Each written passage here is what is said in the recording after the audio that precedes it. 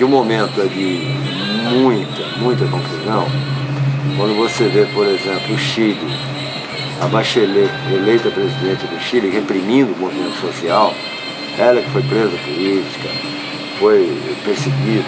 Quando você vê a Dilma, que foi presa política, torturada, e tomando posições, poxa, abraçando e tendo como seus pares Sarney, Collor de Mello, sabe? Quercia, que morreu há pouco tempo, antes dela assumir, mas se não seria ele também. Alguma coisa de errado tem por aí. Eu acho que a esquerda não mudou. Essas pessoas é que mudaram, né? Mudaram muito.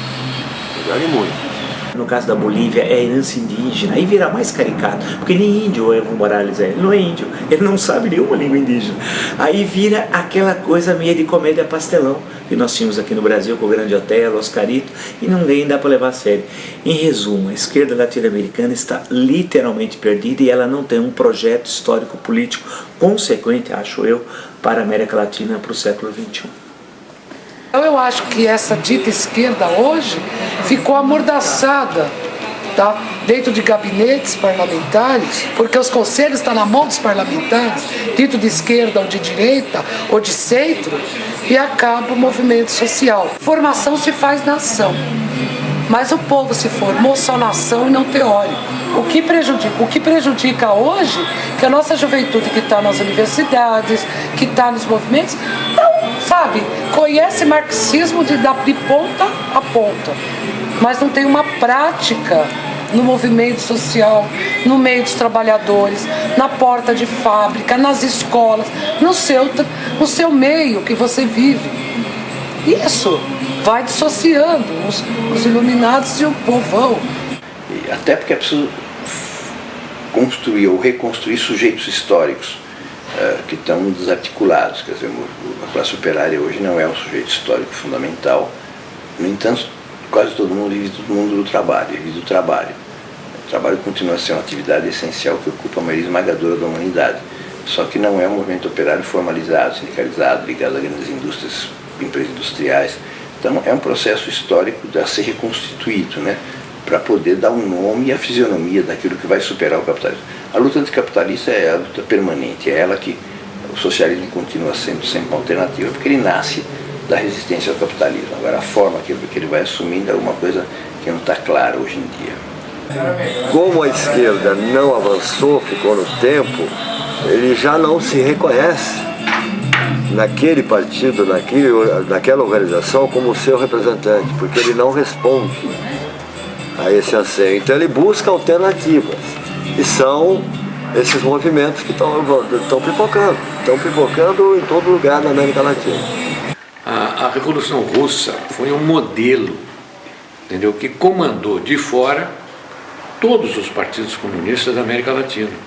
O nosso aqui era totalmente monitorado e por isso mesmo fez tanta besteira.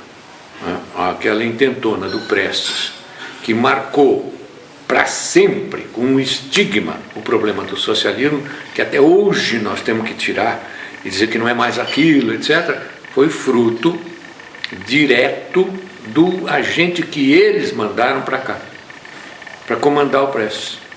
De modo que, infelizmente, foi uma influência grande e ruim, muito ruim. A história das revoluções, você pega a Revolução Cubana. Quem é que fez a Revolução Cubana? Senão um grupo... Primeiro que ela começou lá em 30 e pouco, né? Teve uma primeira revolução que preparou o terreno. Mas quem fez a revolução, quem assumiu o comando daquele grupo de jovens, Fidel, o Che logo depois que veio engrossar, era o movimento 26 de julho, que, sabe, quando a guerrilha estava quase tomando o poder, tomando a Havana, aí vieram o Partido Comunista Cubano, chegou assim na antevéspera da tomada do poder, chegou, opa, estamos dentro, sabe? E foi chegando todo mundo. Mas quem fez a revolução em Cuba, um grupo de revolucionários, de jovens. A esquerda procura privilegiar políticas sociais.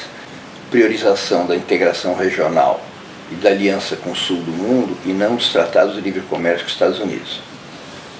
Nesse caso, o Tratado de Comércio com os Estados Unidos, o modelo é o México, em parte o Chile também, países da América Central. O México muito significativamente, porque é o primeiro que aderiu, achando que a aliança com os Estados Unidos em particular era uma salvação, e hoje é uma perdição. É o eixo, é o epicentro da crise internacional do capitalismo. O México praticamente não tem comércio, nem com a América do Sul, nem com a Ásia, nem com a China, portanto. Uma concepção ideológica estreita, superada. O México está se transformando numa espécie de estado policial, né? Com uma situação muito grave, principalmente para as comunidades campesinas, indígenas, para os movimentos sociais que estão ligados a essas comunidades. Está havendo assim massacres violentos, perseguições à liderança.